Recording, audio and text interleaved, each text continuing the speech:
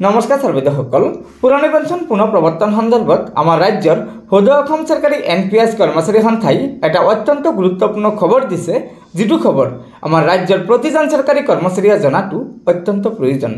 গতিকে সৰ্বদসকল বলক এটা ভিডিঅ' ক্লিপৰ জৰিয়তে আমি আজিৰ এই গুৰুত্বপূৰ্ণ খবৰটো জানি লওঁ তাৰ আগতে আপোনালোকক এটা অনুগ্ৰহ কৰি আমাৰ এই ভিডিঅ'টো লাইক শ্বেয়াৰ কৰিব আৰু পৰৱৰ্তী সময়ত ৰাজ্যৰ চৰকাৰী কৰ্মচাৰীসকলৰ বিভিন্ন খবৰসমূহ পোনপ্ৰথমে পাবলৈ অনুগ্ৰহ কৰি আমাৰ এই চেনেলটো সাবস্ক্ৰাইব কৰি ল'ব গতিকে বলক আমি আগবাঢ়ি যাওঁ 2018 চনৰ পৰা আৰম্ভ কৰা এই গণসংগ্ৰাম কাৰ্যসূচীৰ এটা গুৰুত্বপূৰ্ণ সময়ত আমি উপস্থিত হৈছো মোটামুটি কৈ ক'ব লাগিলে অসমৰ যিখিনি বাসিন্দা আছে কৰ্মচাৰীয়ে হওক বুদ্ধিজীৱীয়ে হওক সাংবাদিকেই হওক সাধাৰণ জনতাই হওক NPS আৰু OPS ৰ যেটো পাৰ্থক্যটো হেতু নিশ্চয়কৈ বুজি পাইছে আৰু এই NPS ব্যৱস্থাটোৰে কৰ্মচাৰীসকলক কেনেদৰে সংকিত কৰিছে কেনেদৰে তেওঁলোকক অৱসৰী জীৱনত ৰাজপথলৈ লৈ আহিছে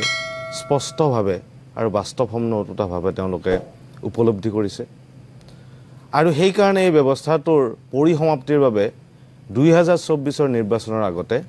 ৰাজনৈতিক মহলে বিৰোধী পক্ষ আৰু শাসকীয় পক্ষ সকলো লগ হৈ উমৈহতীয়াভাৱে এটা সিদ্ধান্ত গ্ৰহণ কৰাটো উচিত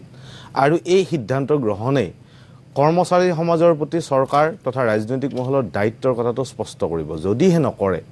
তেতিয়াহলে স্পষ্টভাৱে গম পোৱা যাব যে ঘৰৰ যিসকল ব্যক্তি আছে নহয় যিসকল আমাৰ অভিভাৱক আছে তেওঁলোকে নিজৰ দায়িত্বটোৰ পৰা আঁতৰি থকাটো এটা তেওঁলোকৰ সাধাৰণ ঘটনাৰ নিচিনা হ'ব আৰু মই সেই কাৰণে আজিৰ এই কাৰ্যসূচীৰ যোগেদি মই এই বিষয়টোৰ ক্ষেত্ৰত আমি যাতে ৰাজনৈতিকভাৱেও যেহেতু ৰাজনৈতিক দলৰ দুজনকৈ প্ৰতিনিধি আছে মুখপাত্ৰ আছে তেওঁলোকৰ পৰাও যাতে এটা পজিটিভ বাৰ্তা আমাৰ কৰ্মচাৰীসকলৰ মাজলৈকে যায় আৰু এটা কনক্লুসিভ হিচাপত যায় যাতে চৰকাৰে এই ব্যৱস্থাটোৰ ক্ষেত্ৰত কি স্পষ্ট ধাৰণা এটা কৰাৰ কাৰণে আগবাঢ়িব পাৰে মই সকলোকে ধন্যবাদ জনাই গতিকে সৰ্বদসকল সদৌ অসম চৰকাৰী NPS কৰ্মচাৰী সন্থাৰ বিষয়ববীয়াসকলৰ মন্তব্যৰ পৰা আপোনালোকে নিশ্চয় কিবা এটা কথা জানিব পাৰিছে হেহে আমাৰ এই ভিডিঅ'টো লগৰ বন্ধুবৰ্গক শ্বেয়াৰ কৰি আজিৰ এই গুৰুত্বপূৰ্ণ খবৰটো জনাই দিব আৰু পৰৱৰ্তী সময়ত ৰাজ্যৰ চৰকাৰী কৰ্মচাৰীসকলৰ বিভিন্ন খবৰসমূহ সম্পূৰ্ণ শুদ্ধ তথ্যৰ ওপৰত পোনপ্ৰথমে পাবলৈ অনুগ্ৰহ কৰি আমাৰ এই চেনেলটো সাবস্ক্ৰাইব কৰি ল'ব গতিকে আজিৰ ভিডিঅ'টো ইয়াতে সমাপ্ত কৰিলোঁ ধন্যবাদ জয় অসম